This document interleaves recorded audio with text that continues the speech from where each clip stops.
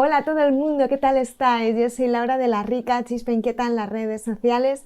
Eh, Me encanta dar la bienvenida a los nuevos suscriptores. Muchísimas gracias por vuestra confianza y sobre todo daros las gracias también a los que estáis desde el principio. Os voy a contar un secreto. Yo nunca he sido buena en ciencias, pero sí es cierto que a medida que he ido creciendo y madurando, he ido viendo que ciertos conceptos de la física, de la química, son aplicables a la vida directamente, no solo a los líquidos, al aire, a las cosas tangibles, ¿no? También a los sucesos que nos ocurren en la vida. Hoy quiero hablaros del caos. Quiero hablaros del caos, de la termodinámica, que hasta a mí me sorprende, pero no. Porque al final esos principios, la física teórica, está también muy ligada, y la que no es teórica, está muy ligada a las cosas, bueno, cotidianas. Y a medida que voy leyendo cosas y me van llegando, me doy más cuenta que todos son pistas que tenemos para mejorar, para conocer mejor el entorno donde vivimos, conocernos mejor a nosotros y a nosotras mismas y bueno, a buscar recursos que nos sirvan, ¿no? Y que nos hagan ver el mundo de una manera mucho más amplia, ¿no? Y con vamos a decir, una objetividad mayor y más profunda, ¿no? Y más intensa. Al final nosotros mismos somos energía y esa energía que somos pues es parte de todo. En el fondo somos uno, como se suele decir, pero no es un decir. Todos estamos hechos de lo mismo y por eso creo que bueno, que traer esos conceptos de la física, de la ciencia, a lo que es el mundo del crecimiento personal, incluso es, bueno, es bonito y es un poco intimidante también, pero bueno, vamos a hacer esa mezcla y voy a hablar de ello. Voy a barrer para casa, como se suele hacer, ¿no? Traerlo a lo que yo conozco y al tarot. Así que no os lo perdáis. Aquí vamos. Comenzamos.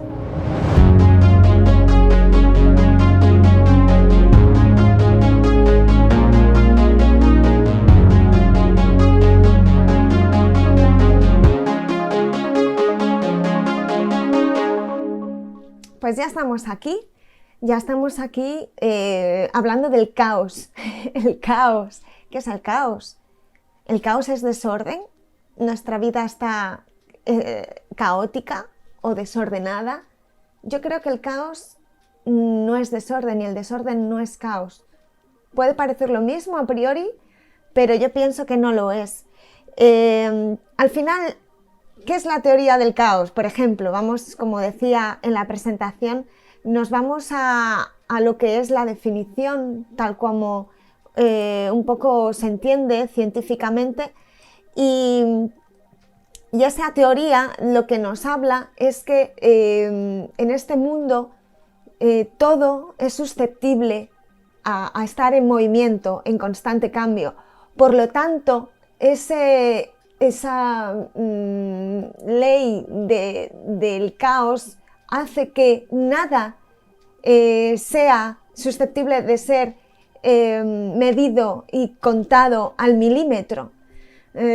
Antes se regían por las leyes de Newton y según lo que pensaba Newton, si tú tenías ciertas variables, podías conjugarlas y tener un resultado exacto. Pero ¿qué pasa? Que en realidad eso no es posible, porque con una pequeñísima y mínima variación, todo ese cálculo que haces se va al garete. Y al final el resultado depende de muchas veces depende de ciertas variables que no podemos controlar. Y esta vida a veces es pues incontrolable. Pero luego nos encontramos con esas sincronicidades de las que hablaba Carl Gustav Jung, que hacen que, aunque a priori parezca todo un desorden y un caos, ocurran cosas que no esperamos, que no están dentro de nuestros planes. Luego parece que ese caos tiene orden, ¿no? Por eso decía que el caos no es desorden, es otra manera de, vamos a decir, de ordenar la realidad. También conectan la teoría del caos con el efecto mariposa, ¿no? Que dice que un aleteo de una mariposa puede generar no sé, un huracán o un terremoto en la otra parte del mundo, precisamente porque es lo que decía, esas mínimas variaciones son capaces de modificar circunstancias y cosas mucho más allá de lo que en un principio parece que tienen ese poder, ¿no? Y yo creo que la vida es un poco así, tiene ese punto de desorden ordenado, ¿no? De caos organizado y al final es la magia de la vida. Yo lo veo así, no sé cómo lo veis vosotros, pero bueno, también está el punto de dejarnos fluir con esas circunstancias y también confiar en la propia vida, ¿no? Es la confianza en la vida y en que a veces las cosas, como se suele decir, tienen una razón aunque no la entendamos. Luego pasa el tiempo y nos damos cuenta que a lo mejor, tal y como ocurrieron esas circunstancias en el pasado, unas circunstancias concretas que tengamos o que hayamos tenido, luego tienen una cierta lógica, ¿no? Por lo tanto, estas leyes de la física, de la ciencia, yo creo que son muy aplicables, como decía, a lo que es nuestra vida cotidiana, la vida diaria que tenemos. Y precisamente es de lo que habla el tarot, ¿no?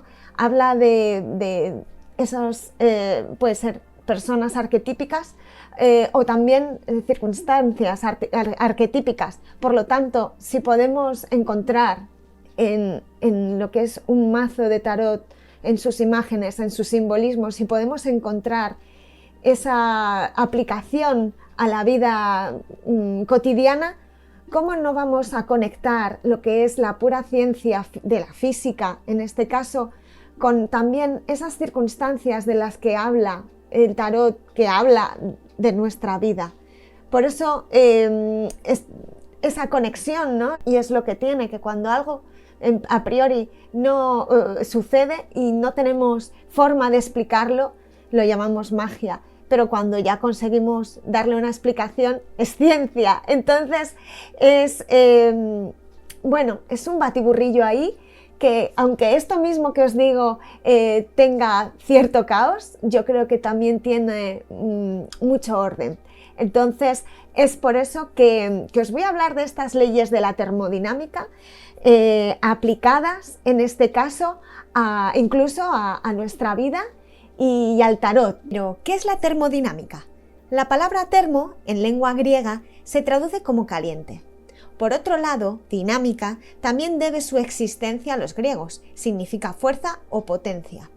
La termodinámica es el estudio del calor, la temperatura y el trabajo, y cómo se relacionan con otras propiedades físicas de la materia, como la energía interna, la entropía, la presión, etc.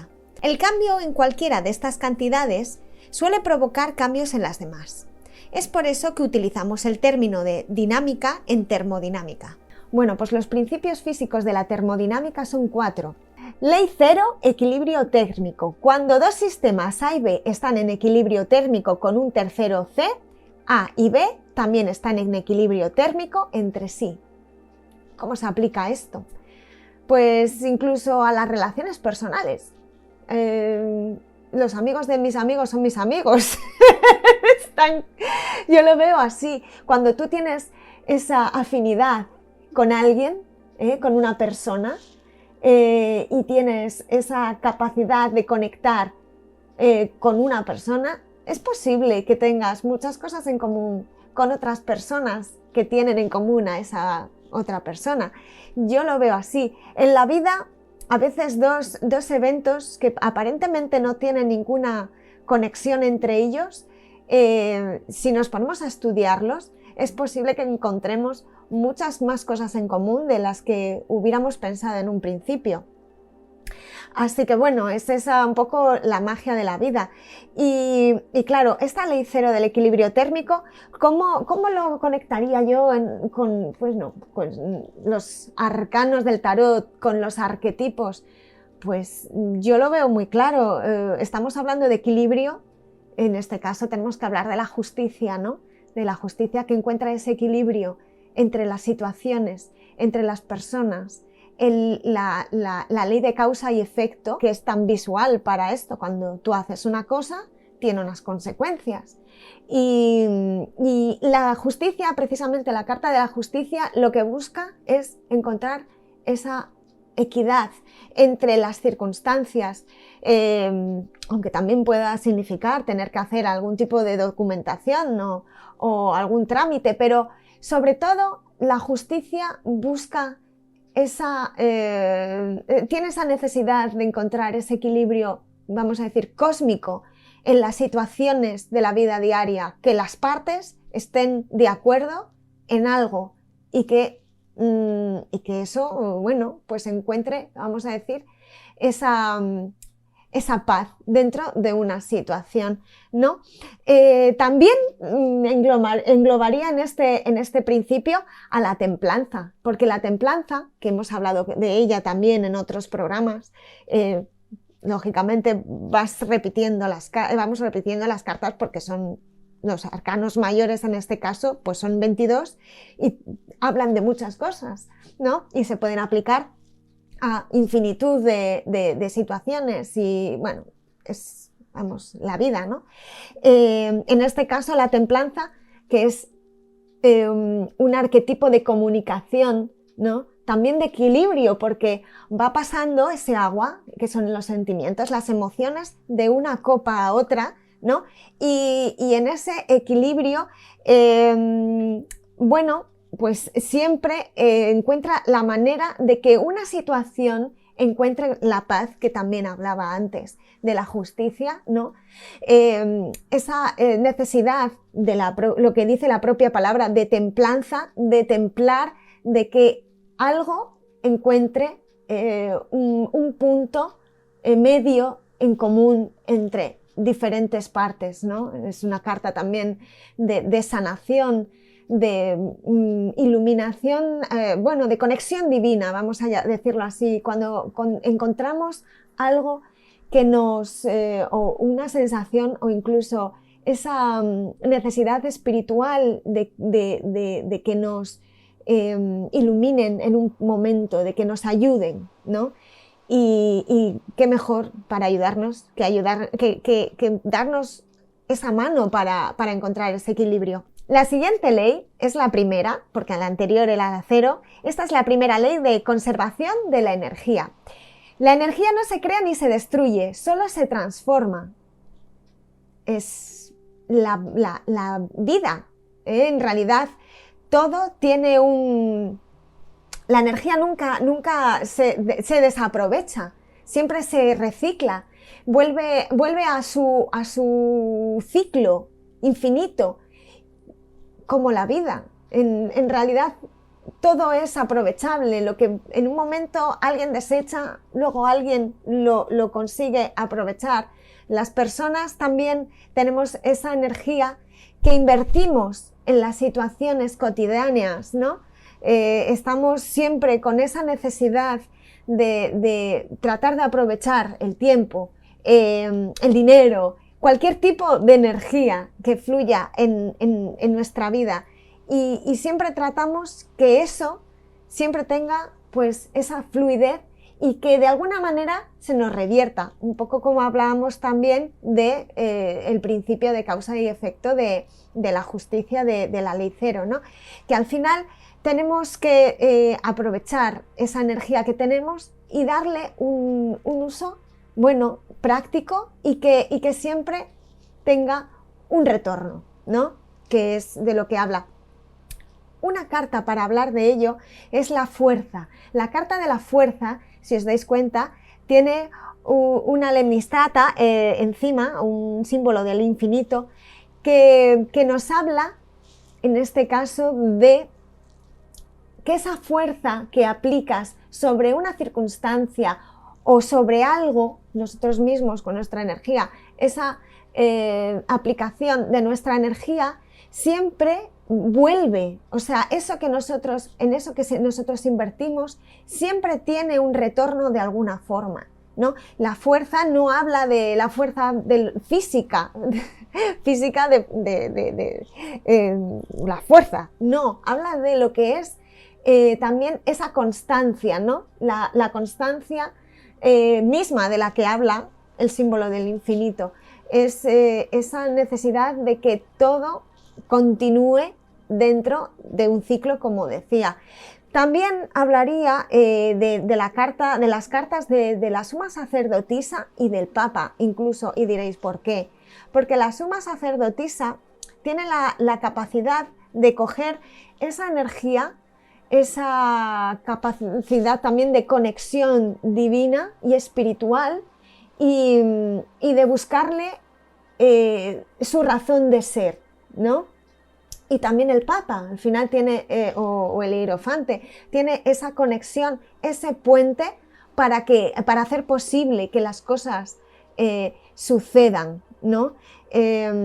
Por lo tanto, que esa energía siempre tenga esa continuidad dentro de las circunstancias y también ese conocimiento, el conocimiento de que existe la energía, porque podemos estar en un lugar donde no sabemos que algo hay, por lo tanto no somos conscientes de ello, pero es que tanto la suma sacerdotisa o la papisa y el hierofante o sumo sacerdote tienen constancia y tienen conocimiento de esas leyes divinas que son aplicables, por supuesto, en la tierra, porque en realidad lo que es arriba es abajo también, y tienen constancia de ello y lo ponen en movimiento y lo ponen y lo aplican, en este caso, lo aplican. Por lo tanto, consiguen que esa energía siga fluyendo y seamos conscientes, el resto, de que existe, ¿no? Actúan un poco como profesores, como maestros, tanto ella como él, ¿vale?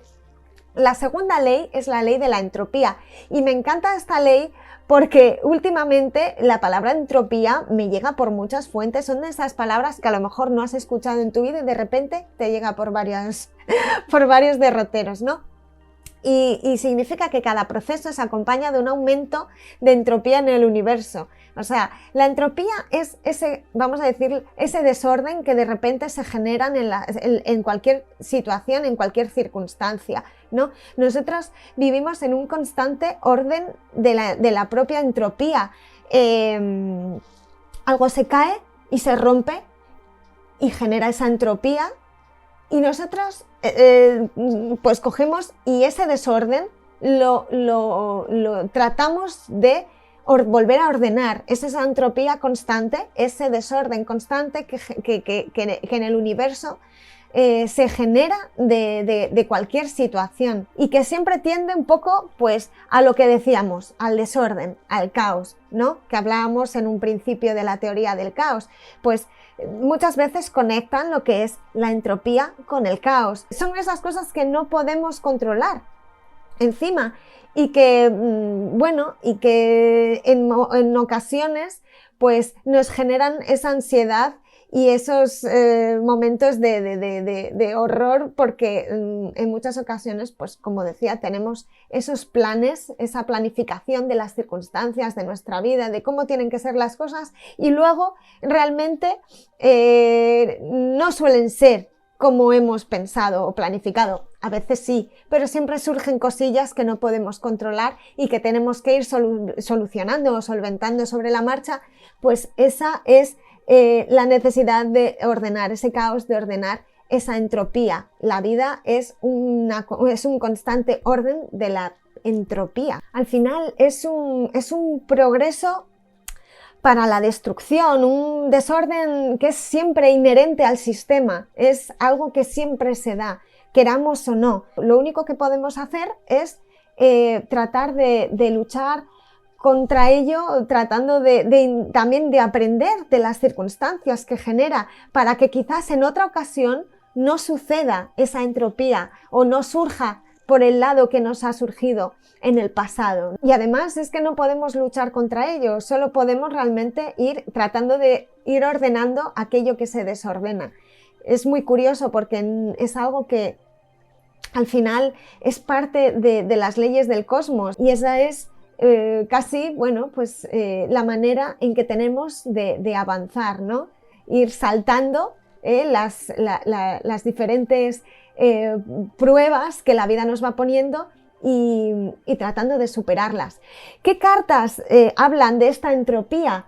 Bueno, pues yo diría que son, bueno, la torre, porque al final es ese primer momento de caos que estalla y surge el momento de orden, desorden, orden, entropía, ¿no? Es esa chispa que de repente hace que todo estalle por los aires y que tengamos que encontrar soluciones, ¿no? Por ejemplo, la carta del mago. Para poder encontrar una solución necesitamos tener recursos, y el mago tiene esos recursos que necesitamos para poner orden en ese caos que se ha formado por la torre, ¿no? También la carta de la luna. A veces dentro de ese caos tenemos mucha confusión. Dentro de esa situación necesitamos poner nuestra intuición, nuestro saber hacer, que decía con el mago, y no siempre tenemos esa capacidad de ver dentro de una situación de caos, porque al principio siempre hay mucha confusión. Entonces la luna siempre está dentro de esa circunstancia, que puede ser, no tiene por qué ser una circunstancia oscura, simplemente que ha estallado una situación que no esperábamos, ponemos, y en este caso es la carta de la torre, luego ponemos nuestros recursos encima de la mesa con el mago, y por supuesto dentro de esa confusión generada está la luna. Para terminar, yo también pondría la carta del diablo, porque en ocasiones estamos atadas y atados a ciertas maneras de hacer las cosas, ¿no? Y el problema de ser muy rígidos y de estar atados a algo, tener ciertas autolimitaciones